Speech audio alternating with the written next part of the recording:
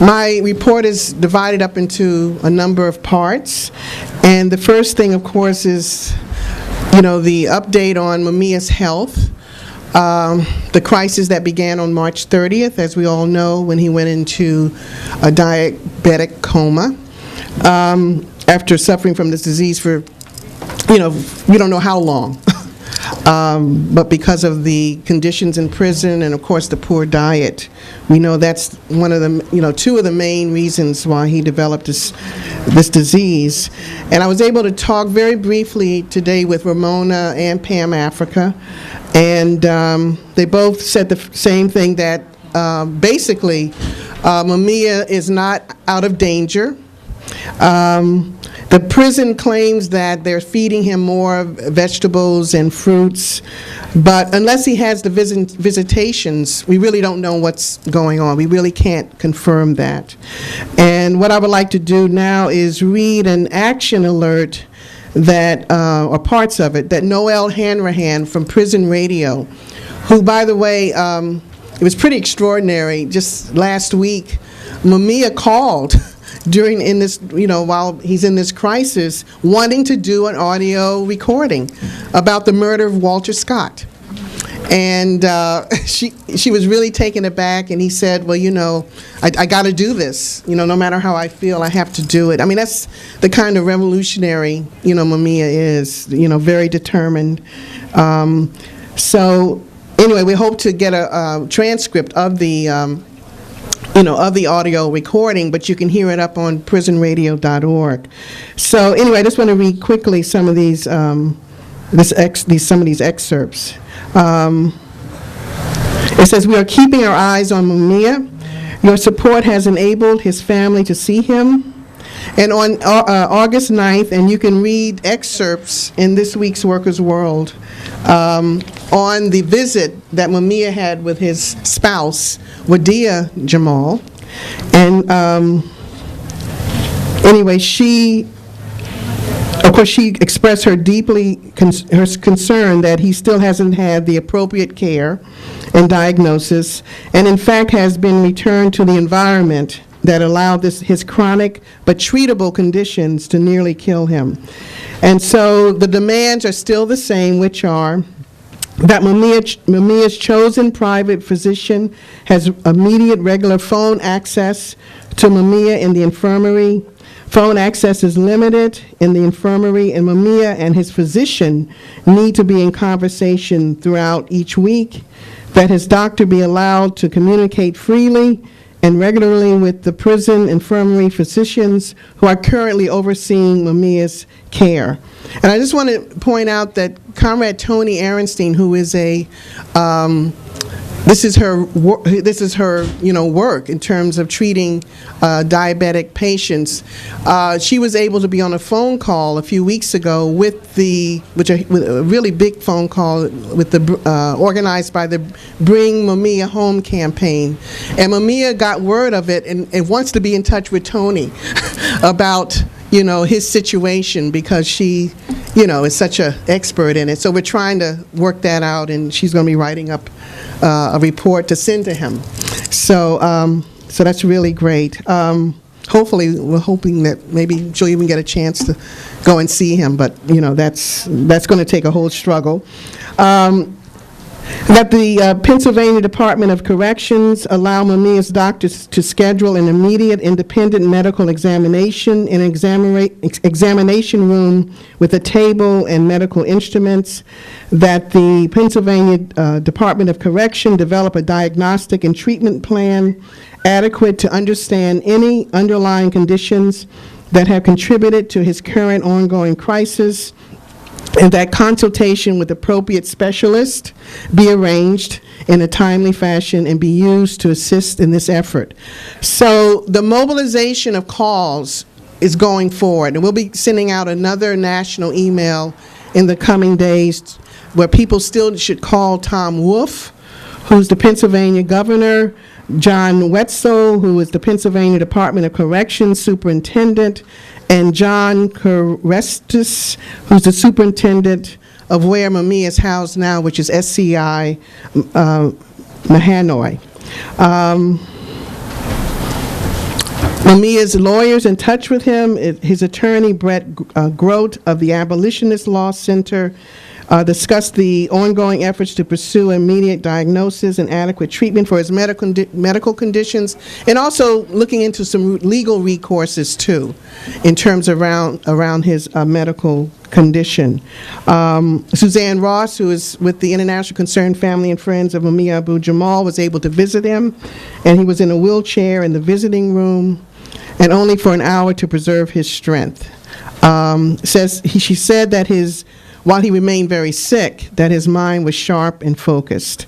So anyway, these are just some brief updates on Mumia's health crisis, which we will stay on top of. I do want to move on now to April 24th, which is the 61st birthday of Mumia. And FIST, Fight Imperialism, Stand Together youth group, and others, including the Bring Mumia Home campaign, have put out a national call for actions on April 24th and 25th, also adding an educational component to the actions around Mumia, around these demands, along with demanding his freedom, of course. Because, we're finding out more and more that a lot of people, not just young people, but a lot of people in general, this new generation of activists that have, sprung forth because of the Black Lives Matter movement, don't know a lot about Mumia's history. Because, they just haven't been, we know about the role of the media here and so forth, and just the, just the attacks on Mumia, when people do hear about him, the so-called cop killer, line and so forth. They just really put a muzzle on any information about Mumia and his, his importance, to our struggle for many, many decades, starting from the time he was a Black Panther, and also a very outspoken activist against police brutality and terror. So FIST put out a statement on what Mumia means to young people, especially the Black Lives Matter movement.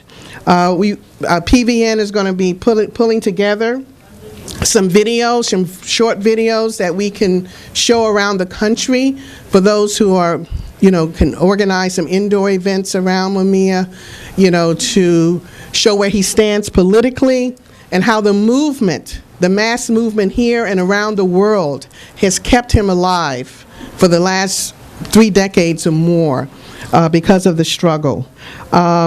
And hopefully this will help to raise some consciousness around Mumia's, not only his individual case, but how he's come to symbolize the struggle and the resistance against imperialism and capitalism. In New York City, the People's Power Assembly discussed at its meeting on Wednesday, holding an April 25th action for Mumia. It's going to be at a 12 noon rally. This is April 25th, at Brooklyn Supreme Court, which is 360 Adams Street. It's going to be a march to Hillary Clinton's campaign office in protest of the 1996 Effective Death Penalty Act, which, we all know that it was Bill Clinton, when he was president, who signed this bill that really limited, the death penalty prisoners' rights to, federal appeals, basically. And it was signed on Mumia's birthday on April 24th, 1996. So that's no accident. So, and then it's going to, the march will go ahead to the Barclays Center. So there's going to be leaflets about that coming out this weekend. We're going to be sending out emails. People should really get this out on Facebook and Twitter. And some of the other demands are going to be that Black Lives Matter, adequate health care for all prisoners. This is another very important demand that the campaign is putting forth, that it's not just Mumia, but it's, prisoners throughout Pennsylvania and also throughout the country are suffering, from the lack of medical care in prison, including diabetes and other diseases. So we want to really generalize what's happening with Mumia and tie it into what prisoners are going through all over the country. And of course, stop police terror is another very important demand. So anyway, this is being endorsed by the New York Free Mumia Coalition, the People's Power Assemblies, Campaign to Bring Mumia Home, the New York Jericho Movement, Black Lives Matter, the Move, May 13th Move 9, and International Action Center. So people should really save the date, 12 noon, April 25th. And now I want to move on to May 13th. This is a save the date announcement that on May 13th will mark the 30th anniversary of the horrific Move bombing that killed 11 members of the Move family, including children. Ramona, Africa was the only surviving member of that bombing. And it was carried out by the repressive, racist state in Philadelphia and the federal government. Activities will take place on May 13th with a press conference at the site of the bombing, which was on Osage Avenue, and also with the evening rally as well. And people are going to be organizing as far away as Durham, North Carolina, and other places around the country for this very important anniversary.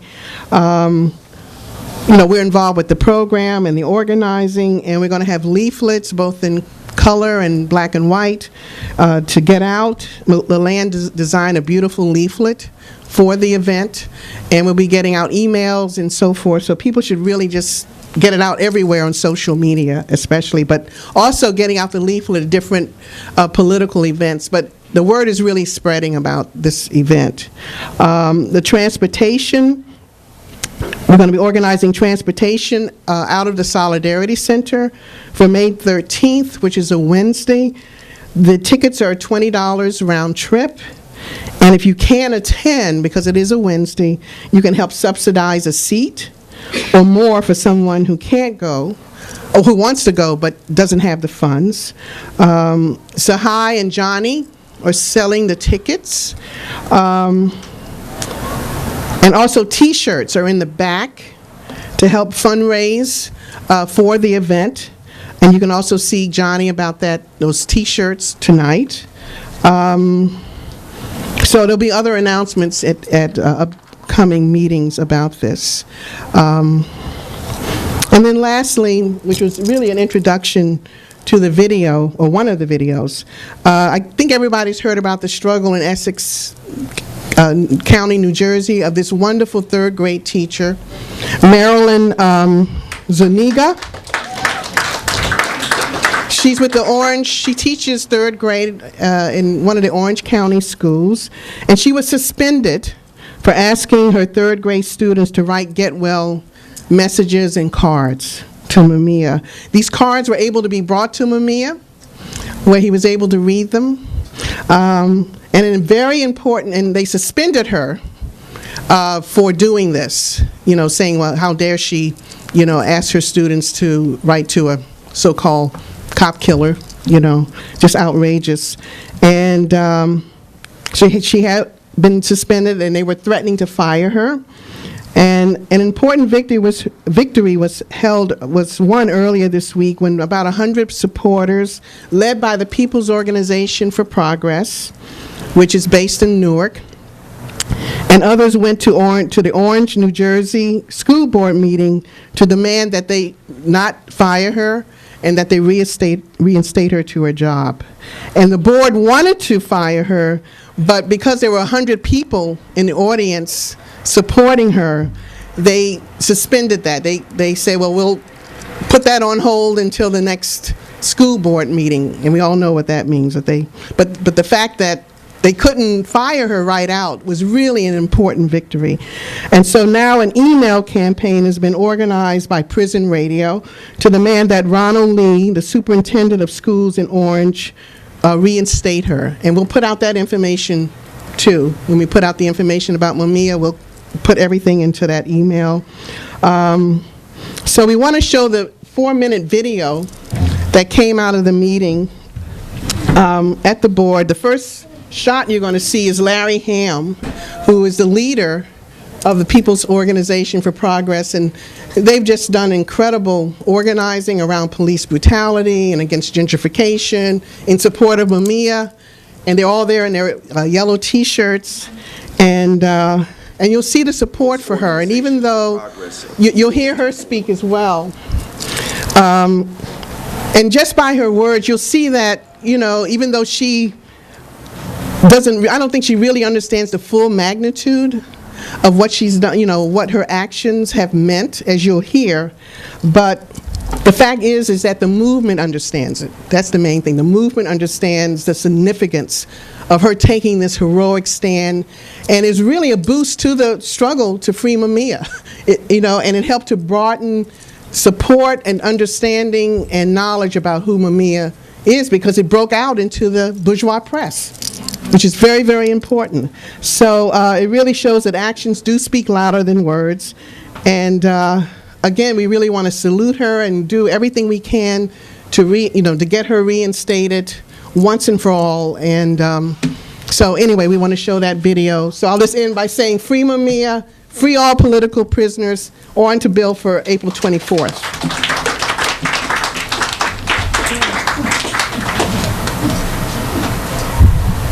Somebody get the light. Number one, not to terminate Marilyn Zuniga. Number two, we ask that you lift the suspension on this teacher.